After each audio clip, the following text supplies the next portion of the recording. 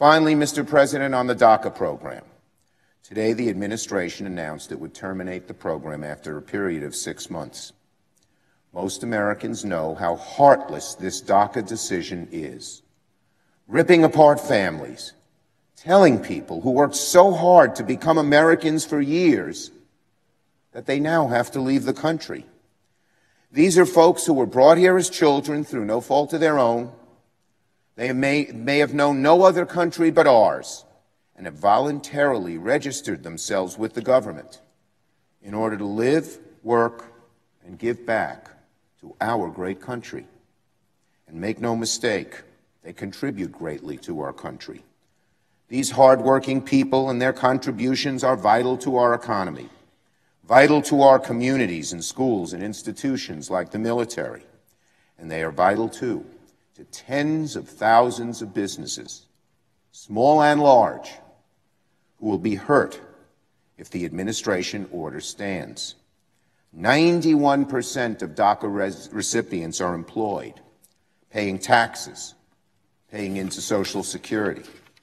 A study by the Center for American Progress earlier this year found that ending DACA would drain $433 billion from our national GDP over 10 years. Even the libertarian Cato Institute estimated that ending DACA would cost employers nearly $2 billion over 2 years.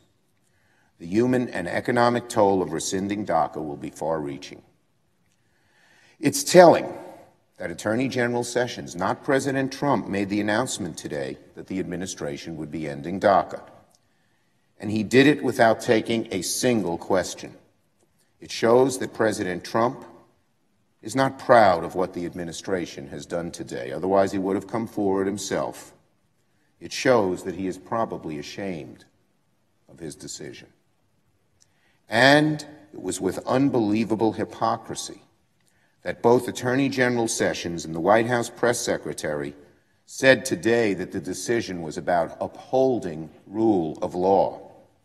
If this White House had such reverence for the rule of law, the president would not have fired Jim Comey or attacked the federal judiciary for ruling against the travel ban or pardoned Sheriff Joe Arpaio for no reason other than he was a political ally. Mr. President, Congress now has an ability, an obligation to act. Democrats will do everything we can to prevent President Trump's terribly wrong order from becoming reality. I yield the floor. It is time for us in Congress to do the right thing for America, the right thing for these young people and their families, and to pass the DREAM Act, to make it the law of the land, and to do it now. The decision that was announced today by the Trump White House was a disappointment to me. The first and only direct conversation which I've had with President Trump was the day of his inauguration, and I thanked him for the kind words he said about Dreamers and DACA. He looked me in the eye and he said, "Don't worry about those kids. We're going to take care of those Dreamers." I trusted that the president would do that, and I hoped to work with him. We had many meetings in the White House with people on his staff talking about how we might achieve that goal of making certain that the Dreamers would have their day and their opportunity. Well, today, this announcement that was handed down first by Attorney General Sessions and then by the President tells us that the clock is ticking. We are now in a countdown toward deportation for 780,000 protected by DACA today. For those young men and women across America, I can tell you this is a moment of great concern, great fear, and great anxiety about what's going to happen to their lives. They include teachers and engineers, medical students at Loyola School of Medicine in the city of Chicago, who are uncertain now about their future. Well, what Senator Graham and I want to deliver as the message today is that we need to do our job right here in the United States Senate. We need to pass in this month of September a DREAM Act, a permanent law in this country that says that these young people will have their chance to become part of America's future.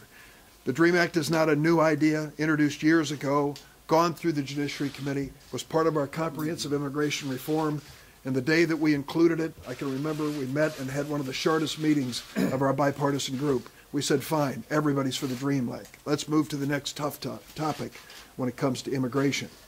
So we have included this as our main item in the agenda for the month of September.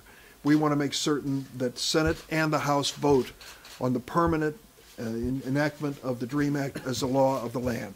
My last message before I turn it over to my colleague is this, and it's to the Dreamers. We've stood together through thick and thin for almost 16 years now. We've had moments when we passed this measure in the Senate, moments when we passed it in the House, but never both chambers at the same time. This is our chance to do it. Do not give up hope. If you are one of those dreamers, one of those protected by DACA, you need to be part of America and its future. We made a promise to you that if you gave this information to our government about you and your family, it wouldn't be used against you. I don't want that to ever happen. So let's stand together. Let's take heart and stand together and make sure that we do the right thing for the Dreamers this month of September. Senator Graham. Well, thank you. To the DREAM Act population, there are a lot of people on the Republican side of the aisle understand your dilemma, and we want to find a fair solution because you have done nothing wrong. You came here as children. You've contributed to society. You have passed criminal background checks. You've demonstrated your ability to be beneficial to the country now and the future. The only thing that stands between you and certainty in your life is the Congress. That cannot be that reassuring. So here's the deal. The Congress is going to have to up its game. As to the President, I think he was right to terminate DACA. I believe from day one it was an unconstitutional overreach by President Obama. He had a dilemma on his hand. I understand why Dick wrote the letter. I've tried to do my part to find comprehensive immigration reform, not only for the DREAM Act kids, but also for their parents. But the main thing I've tried to do is make sure that 20 years from now we don't have 11 million more illegal immigrants. Fix it once and for all. So here's what I think happened. I think the President did the country a service by going back to constitutional order in a way that allows a 6-month opportunity for the Congress to take care of these kids. So the President was right on the law, but he was also right to give us 6 months to figure out a solution to this. And my challenge to the President is that you've talked very glowingly about these kids. Help us. Help us in the House. Help us in the Senate. I think you're a good man. Get involved personally. Work the phones. Try to find a consensus here. Here's what I think is going to happen. There are going to be elements of the Republican Party who believe that if you pass the DREAM Act, you're rewarding future illegal immigration. You're incentivizing illegal immigration in the future. And my reply to them would be, you would be right if we just stopped with the DREAM Act, but we're going to do more. 70% of Americans want to secure our border, control who comes to the country, and create order out of chaos. 70% of Americans at least want to give these kids a second chance and a good life in our country. When you tell them to go home, they will go back to the house they were raised in. They have no other country other than America. They're no more connected to their home country than I am to Scotland, where my grandfather came from. So the reality of the situation is that these children basically have no place to go other than America. And here's the good news for America. You should want them to stay. They're great kids. They're working. They're productive. This is a win-win. If there was ever a win-win in modern times, it would be the DREAM Act, because the Congress gives legal status, not an overreaching executive order. You may like the executive order for DREAM Act kids, but where does it end? What is the limitation on the power of a president to give 900,000, a million people status just by a stroke of a pen? So if you're a constitutional conservative, passing the DREAM Act should please you, because the Congress is doing its job with the president signing a bill passed by the Congress. If you worry about these kids, you should vote for the DREAM Act, because it gives them what they, I think, deserve, a new life in their home country. To those in the Republican Party who vote no, I respect it. I respect your decision, but let's have a healthy debate. Make the case that these kids don't belong here, because I'm going to make the case they do, and we're all going to vote. So from a Republican Party point of view, this is a defining moment. We need to create a process forward to fix a broken immigration system.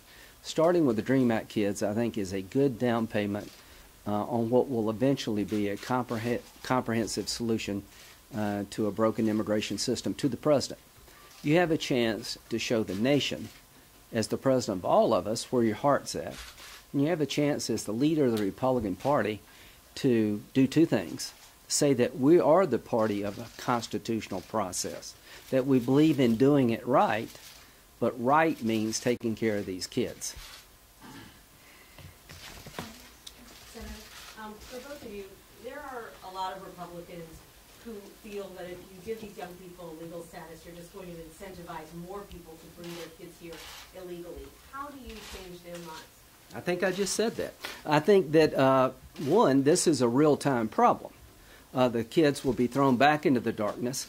That doesn't help fix a broken immigration system to take these kids and ruin their lives, and that's what you'd be doing. So I think most Republicans believe that you have to have a secure border or you'll get 11 million more in the future.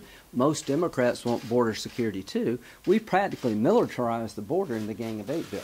Most Republicans want to control who gets a job in the future with the E-Verify system. What about the parents of these kids? Well, here's the dilemma. We're going to deal with the DREAM Act kids first, but to get to the parents, you're going to have a comprehensive solution in place. I don't think Republicans are going to legalize the 11 million and hope one day to secure the border, increased legal immigration will come from the Democrats. And I bet you Democrats are not going to give us all the legal immigration increases we want, the border security we desire, without having some idea what happens with 11 million. So John McCain said he was against this idea because he wants to go back to comprehensive immigration reform. I have walked the walk when it comes to voting for comprehensive immigration reform, but we don't have that luxury right now. As Dick said, we've got 6 months. So I'm with Dick Durbin on by the end of September we need to take care of the Dreamers and work on the other parts of the problem. I promise my Republican colleagues that I will not stop with the DREAM Act because that does incentivize future illegal immigration. I am committed to fixing this problem once and for all. Let me say a word about the 6 months. Calculation of 6 months is to March 5th, so we have plenty of time, right? Not by Senate standards, we don't. And those of you who have lived around here for any period of time know what I'm about to say. Who knows what next month's topic du jour is going to be? Is it going to be Kim Jong-un? Is it going to be Irma, Harvey? What's it going to be? Let's move and do it now. Yeah. That's why we think it's important to make the DREAM Act the law of the land now. Senator, Congress has tried and failed more than 10 times to pass protections for Dreamers. Why should Dreamers today have any confidence that this time around you'll be able to get this done? Some people look at the donut and just see the hole. In this circumstance, if you look at the history of this measure has passed the House, it has passed the Senate, it never did it as required by the Constitution at the same time. Now we have a compelling reason, a timely reason. DACA is about to expire. We need to act on this or we know the consequences or a countdown clock to deportation for 780,000 of the best and brightest young people in our country. So we have a timetable, and a timetable is what most Americans need when it comes to filing their taxes and going to the dentist, and a timetable is what the Senate needs when we realize we have to act and get it done now or terrible consequences result.